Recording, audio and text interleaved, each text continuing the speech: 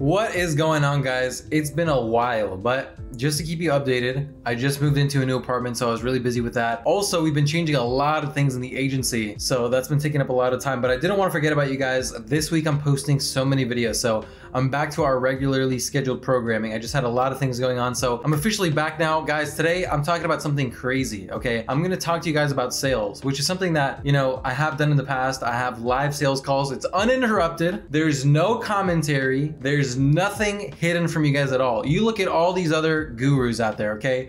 Live sales call, with the exception of Jordan Lee, because he's a baller and he's a boss and I love him. Every single guru out there, they're gonna blur their sales calls. They're gonna edit parts of their sales calls out. They might not even do that, but they might also commentate, give context to the sales calls. Okay, I don't do that, but today, I wanted to even take it a step further and show you guys what I do or how I became so good at closing sales, because it honestly took a while. Honestly, I wasn't really that good. Even though I did have a background in sales, I wasn't a pro to begin with. So I just wanted to talk about some of the concepts, some of the things that I do now, or some things that really helped me in my agency get to $20,000 per month. So let's get right into it. So the first thing is trust. This is the biggest problem that I see a lot of people having because they've never done phone sales. They've never done maybe even sales to begin with at all. But even with my appointment setters, even though they have so much experience setting appointments, they still forget the biggest thing about sales, which is trust. Nobody's gonna buy from you if they don't trust you. So how do we do that? How do we build trust? Number one, if you're setting appointments or even closing sales, the biggest thing to help yourself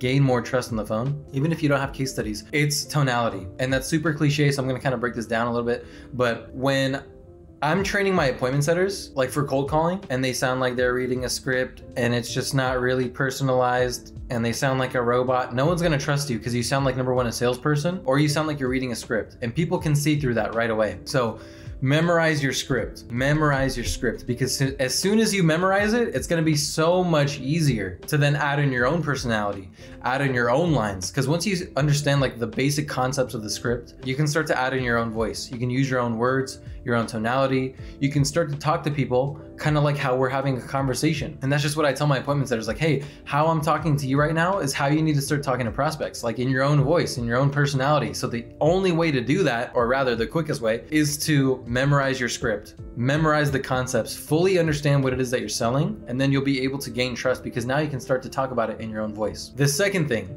another way to build trust is, again, just repetition. Read the script to yourself. Role playing is the biggest thing. That's number two, role playing. Practice all the time. Practice your script. Practice your script to somebody on the phone, like maybe your friends or family.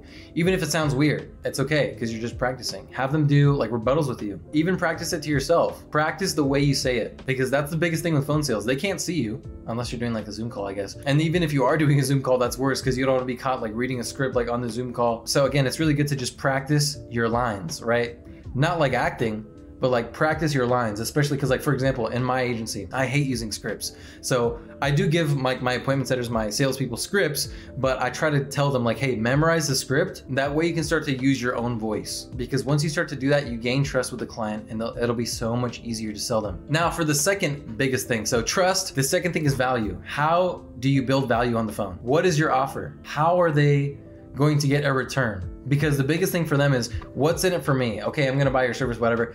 What's in it for me? How am I gonna get my money back? So if you're selling marketing services, you gotta really break it down. And if you guys watch my video, the $1,500 sales call, I show you the live sales call. And in that video, you can see, I have like a calculator right there. You can see like my calculator that I use to show them the projected return on investment. So hey, over the course of 3 months, especially if I'm, you know, talking to like a mortgage loan officer, over the course of 3 months, if we get 50 qualified leads and you have, let's just say, a 10% close rate, we're talking about 5 deals, okay? And typically for mortgage, it's somewhere between $2,000 to $3,000 on average. Sometimes if you're in like California or like somewhere where the price of the home is bigger, it's more. But let's just say $2,000 to $3,000 on 5 deals. You're talking about making $10,000 back on like a $3,000 investment. So they can see how they get their money back. That builds value. And then not only that, I see like one of the problems that I used to have on my sales calls was I would just kind of show them like the CRM. I would like break it down like, okay, here's how the leads come in, here's how we set the appointments for you, blah, blah, blah. But I'm not really showing them how that benefits them. So like, hey, do you have a Calendly?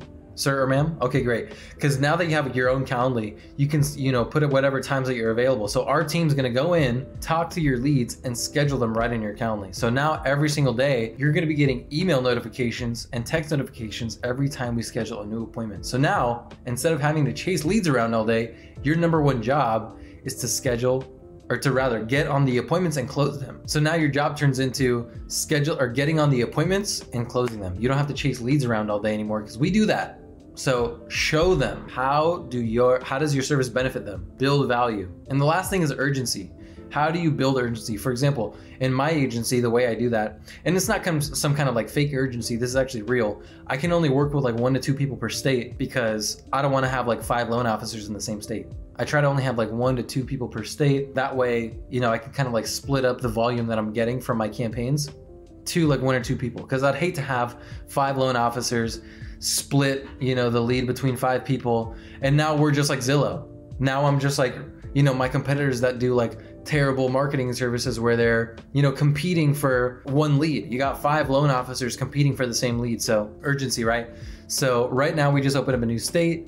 I'm opening up some spots. Right now we got 2 spots available. So, when's a good time I should follow up with you on this? Or, if you don't want to make a decision today, that's totally fine. I'm just letting you know, I have appointments set up in the state. So if the spots are gone, I can only offer like spots in a different state. So if you're not licensed in those states, then there's not really much I can do. And again, that's not really like some kind of fake, urgency thing. That's a real thing. So think about that too. How can you apply urgency in your offer, in your sales? So trust, value, urgency. Those are the things that my mentor taught me.